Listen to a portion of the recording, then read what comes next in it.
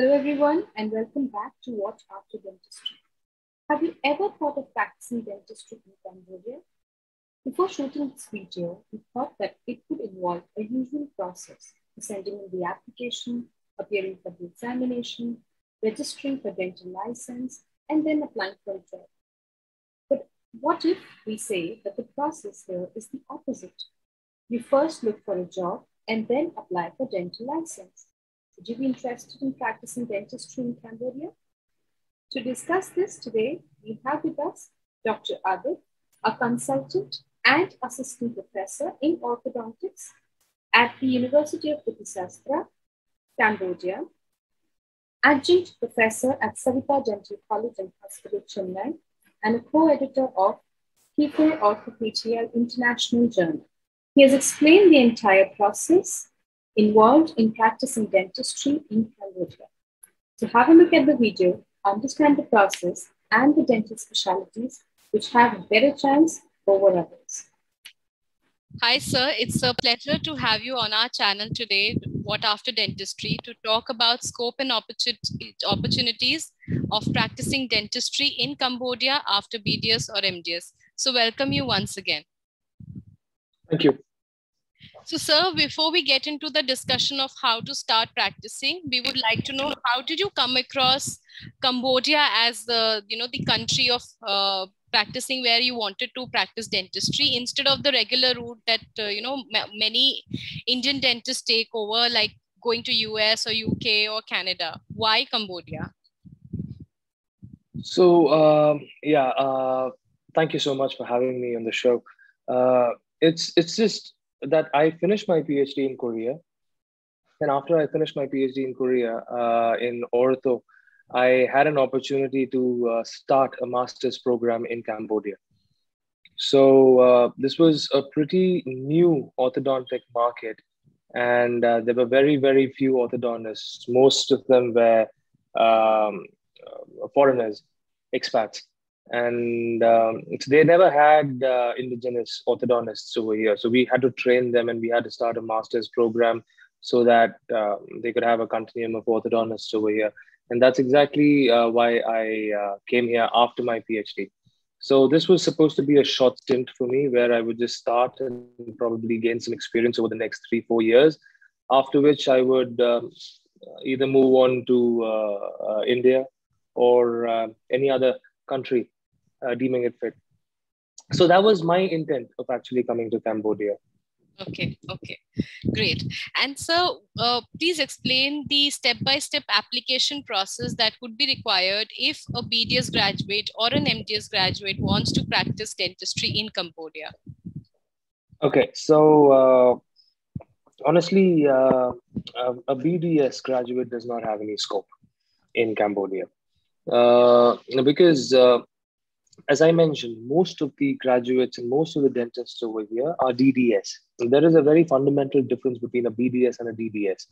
Now, we might consider that as an equivalent degree in the West or however, but that is not actually true because a DDS actually is a 7-year particular course with 2 years dedicated to research and clinical aspects, which we in India don't undergo. We don't have a research module per se. We have a clinical module. We don't have any research module. And that is what differentiates a DDS from a BDS. So most of them are DDSs over here, and they practice almost everything within the scope of dentistry except for ortho and maxillofacial surgery, which understandably is not taught in the undergraduate curriculum. Even in India, so I don't think a general dentist would be well versed with the nuances of orthodontics or maxillofacial surgery per se, because that's not in the inherent curriculum of an undergraduate school. So yes, with additional training and residency, it is possible, and that is exactly why the scope of an orthodontist and a maxillofacial surgeon is much more over here, rather than any other field of specialty or a plain general practitioner. Okay, I think that's fair enough. And how can they start with? Is there any application process, any examination that they have to go through? Now, because I was one of the foremost orthodontists over here, I really didn't have to take up any particular orthodontic specialty examination. But now I think they've started a board, and we have a few of the orthodontists who have graduated and who were already practicing over here. So they formed a board. I'm still not in the board because we are foreigners, and they have a particular rule in which foreigners cannot be a part of the board, which is rightly so, which is the same in most of the countries. You wouldn't want foreigners to just come into the dental council of India, for that matter, something of that sort, right? So yeah, so there is a board, and probably they're going to start with the examination process and all those things. But otherwise, there is no formal examination per se. It depends on the vacancy. It depends upon your CV and your experience. So I was sent here on a recommendation, basically, because I was a part of the Korean Orthodontic Research Institute, which was taking preceptorship courses in orthodontics over here, which graduated to a master's program sooner, and I had to be a part of that. So I was recommended to this place. But then after I have joined, I have noticed a lot of other expats who have come over here as orthodontists. But again, depends on the vacancy and depends upon your experience. And yeah, it can be taken advantage of for the very recent future. Until a board is formulated and then you start having these examinations and all those things, then it's going to get a little more difficult. Yes, absolutely. It's going to get... But also you must understand that, you see, Cambodia is not a huge country like India. And the population is less. You need less number of orthodontists per 1,000 people. And moreover, people are beginning to take up orthodontics as a master's curriculum over here. So we have about 10 year students graduating every year, right? So that is more than enough for the general population. Now, yes, experience-wise and all those things, they would prefer having a foreigner over here based on the amount of experience and based on the amount of qualifications that you have. But I think that's not going to last long. That green is not going to last long. It's just going to stay for the next couple of years and I'll be dominating. Rightly so. It happens in all countries, and I think there's nothing wrong about it either. Yes, absolutely correct. Absolutely. So when you mentioned that, depends on the vacancies, if there are any, how can MDS graduate, how can they look for the vacancies? Are there any job portals, or should they connect with people? So there are no job portals in Cambodia, but then I would really recommend, you see, it's not about Cambodia alone. It's about the whole of Southeast Asia. Social media is very prevalent in such places. And they operate more through social media, more so through formally job portals and other means. So I recommend orthodontists, maxillofacial surgeons only, to probably have a look at clinic websites and clinic social media sites for job postings. They usually do that. And as and when they probably see a job posting, they can maybe directly approach the clinic. And once that happens, the clinic can take care of the license and registration part. Of course, you need a license. I mean, you can't practice without a license. So you need to gain a license once you come here. But now they have started the specialist registration, as I mentioned. I have the specialist registration over here. But then you need to have, I think, 5 years of experience after you have completed your specialty to be mentioned as a specialist in their register. Okay. But you really don't need to be one to practice. It's the same in most of the countries again. But they prefer having a specialist, especially an orthodontist. They do, yeah. Okay, fair enough. And when you mentioned about the license, registration, is that process is taken care by the employer, or as an individual, I will have to do it? So that would depend on how you work. Now, usually in Cambodia, the situation is like this. It's not like India. A specialist in India may consult in 20 different clinics if he or she wants to. Now, what that does is, honestly speaking, it deteriorates the quality of work. Because I have worked in India as well, and I have worked abroad in other places. So I very well know exactly how these things work. When you work at 20 different places, you see the staff at 20 different places are different. The materials at 20 different places are different. The quality of the clinic and patients in 20 different clinics are different. You cannot document patients. You cannot take photographs the way you want to. So you need to have your own setup. So it's either your clinic or you work in one clinic, right? So that's exactly what is followed in Cambodia. So basically, they would want you to work in one particular clinic alone because they would market you in that way. Of course, when a particular brand markets you, you can't just go around working for different clinics, right? So yeah, that is something. So you either do that or you work in about 2 or 3 different clinics. Yes, there are people who do that as well, but then you're not advertised and you're on your own then. But if you are with a particular chain of hospitals or a clinic, they would basically take care of the majority of the issues that you have. Although, of course, you need to have your BDS and a good standing certificate and all those things. But then it's fairly a very simple process. You have it online, and then you can just apply for it, and then you would get an equivalent license to practice. Once you have an employment letter and you have a work permit and all those things. So these are things that one would understand when they step in, because the first thing is to get a job offer. Then you come in, then you need to get a visa. You see, because you're going to come on a tourist visa. You can't just come in on a business visa or a work visa. So you have to come in on a tourist visa. Then when you come in on a tourist visa, you need to convert that to a business visa because you can't work on a tourist visa, right? For that, you probably have to go out of the country, and then your employer sends a particular letter to the immigration, and then you get back into the country. One copy of that letter goes to the immigration. One copy of that stays with you. You show that at the portal of entry, and then you're stamped a business visa. That's how it works. And then you come in, and now you have a business visa. But still, you're not legal to work because you don't have a work permit.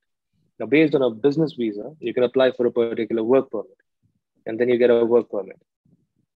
And then with all that, you generate a particular license. So you need to show your work permit, employment, business visa, all these things. And then you go to the dental council and then you say that I'm working here. I need a license. And then they issue you a license. Now, if you ask me a question as to how do you get a license, is there a particular exam for this or not? It depends on what you come as. So if you come as an invited specialist or a recommended person, they take care of it usually. But then, yes, as I mentioned, I have not seen any general practitioner here. Most of the practitioners I know are maxillofacial surgeons or orthodontists. And they're usually taken care of by the clinic. But I think I know a couple of them who are on their own, as I mentioned, consulting. So they take care of all these things on their own. It's a hassle because of the language barrier and all these things. But then I think they can work it out. Okay. I think that's perfectly fine. So all you audience, I think it's very important that you note down all these things that Dr. Adith has already mentioned. What are the steps that would involve you to practice dentistry in Cambodia? And it is only specifically for orthodontics and oral maxillofacial surgeons that the scope of dentistry is good as per him as right now. So now, when we talk about I'm sure since you have been working for long, you might have faced some challenges. So what are these challenges that one can work on? See, I love working in Cambodia. I have no issues. I have a wonderful team. They help me a lot. And all those things. So we have a huge, it's a very different way of practicing from India. You see, I have about 6 or 7 assistants with me. And I work on a 7-chair orthodontic practice. So in our hospital, we have 18 chairs. But then 7 are dedicated to orthodontics alone. And then at one single point of time, I see about 5 patients. And we have different assistants, trained assistants, working on each of them under my supervision. So it's all up to how you train your people, Right. your staff. The second and the biggest barrier that I have faced over here is language. Language barrier is a very big question mark over here because many people do not speak English. And we would not be able to speak the local language, that is Khmer, so easily. Yes, it's over a period of time you can understand, but then you're not going to get very fluent at it. So that poses a challenge. But then, of course, when you're professional and when you know exactly how to work and you limit your social skills to that, I think that shouldn't pose much of a challenge because it's most technical. Right. Absolutely. Absolutely. So, sir, we would like to know, like, keeping the pandemic, the current situation in mind, are they still, accepting applications as of now? Again, as I mentioned, there is no applications or acceptance or anything of that sort. If you check their websites, yes, of course, the patient flow has gone down and that does affect the recruitment process. Of course, when you don't have many patients, you don't want to spend extra on an orthodontist. Yes, so indirectly, it does affect the recruitment procedures. People, I don't think clinics are really in need of orthodontists as of now.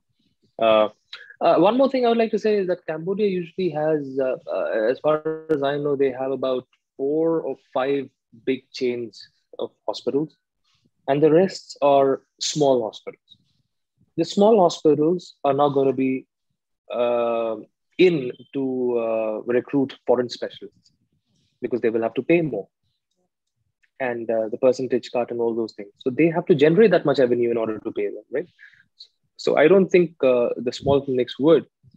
I think it would be okay if a specialist would consult at those clinics and not work there full time. I don't think they can afford them full time. But there are about a couple or 3 or 4 chain of hospitals which are big, and they usually would want a specialist to work for them alone, like I do. So. There is still a demand in those hospitals, I must say, but then not at the small ones.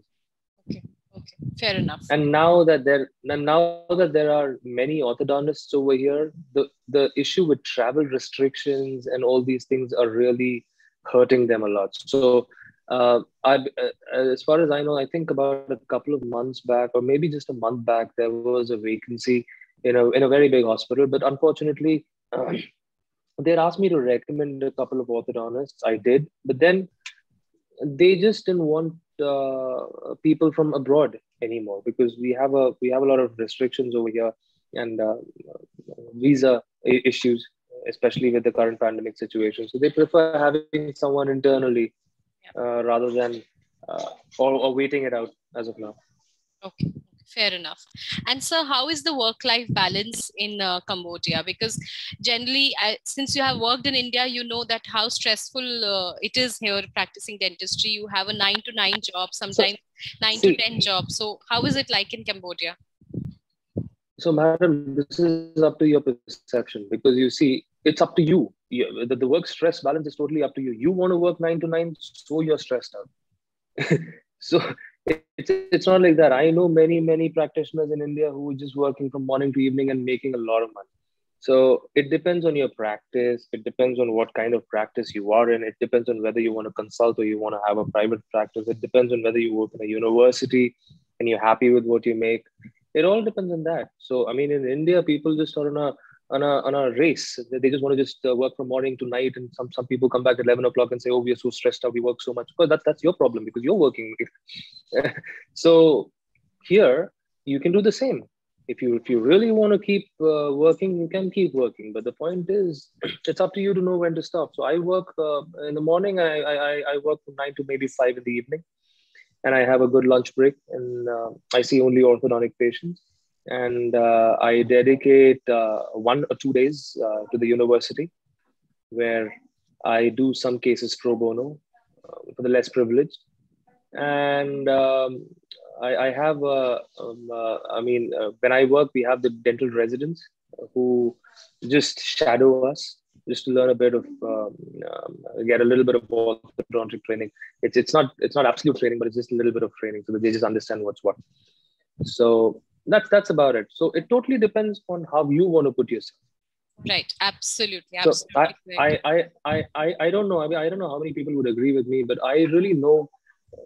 I know people, 20 years of experience, also working 9 to 9 and having a hard time. But I also at the same time know people with just 4 or 5 years experience, just freshly graduated out of dentistry, making about 15 lakhs a month in India, in their own private practice in Pune, in Kanpur. I know people of them. So it depends on how you make it, because you see, dentistry is a profession, health profession, as well as a business. So if you're good at that, you will exactly know what to do. Right. Absolutely correct. So, sir, your last tip or advice for the audience? So I would say that invest in your education. And you have to. For example, I have completed my bachelor's, master's, a PhD, and an array of fellowships. And still, I find it important to continuously learn more, because you see, every field is evolving, especially with the pandemic and things. Like now, ortho was exactly not like how it was about 10 years back. Now things have changed. Now it's all artificial intelligence and CAD cams and somewhere else altogether. And if you stick on to the same old begs and all those things, you're redundant. So there's no point saying that we know all these things, because it's not used anymore. And we have far better ways of doing it. So continuously learn. And at the same time, not just look for opportunities. See, the grass is always greener on the other side. That's a very common saying. Now you would say, oh, that means, why did you go out? Now, the point is that I did my master's out. I did not want to practice in India from the very beginning. So I finished my master's in my undergrad in Davangere. And immediately after that, I decided to move out, because I was under the impression at that particular point that all everybody does in India is become an assistant professor immediately after doing master's. And they have their very small practice. They run around to 10 different clinics, and then they don't make much money either. So that is one of the reasons I thought maybe I should go outside. But then I realized that it is just the way you work that defines how much you make or what you do. So I'm also honored to be still an adjunct faculty in 2 prestigious universities back in India, Saveetha and one in Gujarat. So it's about that. I still have my roots back in India. You must continuously educate yourself, and the opportunity you get, you just go and do the best you know. That's about it. But it's just that you can't just try shortcuts. Absolutely. It's not possible that you just underdo your BDS immediately and then you say, no, India is bad, I need to get out. Probably I'm going to make $1 million if I do my DDS. No, it's not that easy. Not at all. I have literally studied for 10 more years after my BDS before I actually started to work. And before I was probably invited to, or I started getting these opportunities. So it's very unfair to expect something very easy. Yes, there are many people who just go and do their MHA or something of that sort in the US and Canada, and then they transition to a DDS. Not easy. It's absolutely not easy. They spend a lot of money. They spend a lot of time in interviews. They do a lot of studies with their MHA, and then who knows? I mean, sometimes they're just not accepted. So it's all a waste. I know many success stories, but I know many more sad stories. It's not that easy. Correct. Absolutely correct. So all you audience, make sure that you really, really work hard. You invest in your education. You keep on learning, because that is the only way where you can grow yourself in any field of, area of interest where you want to grow yourself. So thank you so much, Dr. Adith, for coming on our channel and sharing all the insights of how one can work as a dentist in Cambodia after MDS. And thank you so very much. Thank you, madam. Thank you. Pleasure is mine. Thank you. Thank you so much. So all you audience, thank you so much for listening to our session today. I hope this session has given you some insights of how you can practice dentistry, especially for orthodontics and oral and maxillofacial surgeons if you want to work in Cambodia. So thank you so much for listening. I will sign off. And before I do that, please subscribe to our channel. It's absolutely free. Please like and share this in your network because this might help out somebody. And I will see you in the next video. Until then, bye and good luck.